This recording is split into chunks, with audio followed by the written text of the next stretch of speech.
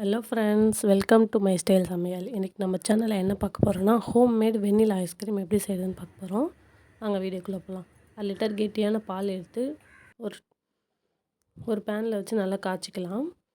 நல்லா காய்ச்சி கெட்டியாக வந்ததுக்கப்புறம் தேவையான அளவு சர்க்கரை ஆட் பண்ணிக்கலாம். நல்லா சர்க்கரை ஆட் பண்ணதும் சர்க்கரை நல்லா கரைஞ்சி வர வரைக்கும் நல்லா சுண்டட்டும். நல்லா கெட்டியாக தான் நமக்கு ஐஸ்கிரீம் டேஸ்ட்டாக இருக்கும். 2 ஸ்பூன் கார்ன்ஃப்ளவர் மாவு எடுத்து அதில் தண்ணி போட்டு நல்லா மிக்ஸ் பண்ணிவிட்டு, நல்லா கட்டியாக இல்லாமல் நல்லா பாலில் சேர்த்து கலந்து விட்டுக்கிட்டே இருங்க கைவிடாமல். அப்போ தான் நமக்கு கெட்டி ஆகாமல் இருக்கும்.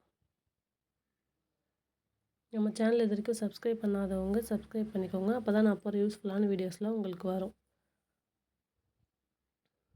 நல்லா கலந்து விட்டுக்கிட்டே இருக்க, நல்லா கெட்டியாக திக்காக வரும், க்ரீம் மாதிரி வரும். சர்க்கரை உங்களுக்கு எந்த அளவு போடணுமோ அந்தளவு ஆட் பண்ணிக்கோங்க. நல்லா கலந்து விட்டாச்சு. இது இப்போ நம்ம நல்லா ஆற வச்சுட்டு ஒரு மிக்ஸி ஜாரில் மாற்றிட்டு அதில் ஒரு 3 ஸ்பூன் பால் பவுடர் போட்டுக்கலாம்.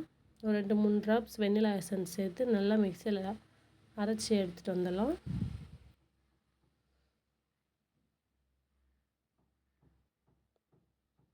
நல்லா காற்று போகாத ஒரு டப்பாவில் மாற்றிட்டு நல்லா ஃப்ரீஸ் பண்ணி எடுத்துடலாம். ஒரு 4 மணி நேரத்துக்கு அப்புறம் எடுத்தால் நமக்கு சாஃப்டான ஐஸ்கிரீம் ரெடி ஆகிடும். நம்ம வெயிலுக்கு கடையில் போய் ஐஸ்கிரீம் வாங்காமல் வீட்டில் இதேமாரி செஞ்சு கொடுங்க. பாருங்கள் எவ்வளோ சாஃப்டாக இருக்குன்னு. தேங்க்ஸ் ஃபார் வாட்சிங். பாய். வீட்டில் ரெடி பண்ண ப்ரௌனியோடு வச்சு சாப்பிட்டா சூப்பராக இருக்கும்.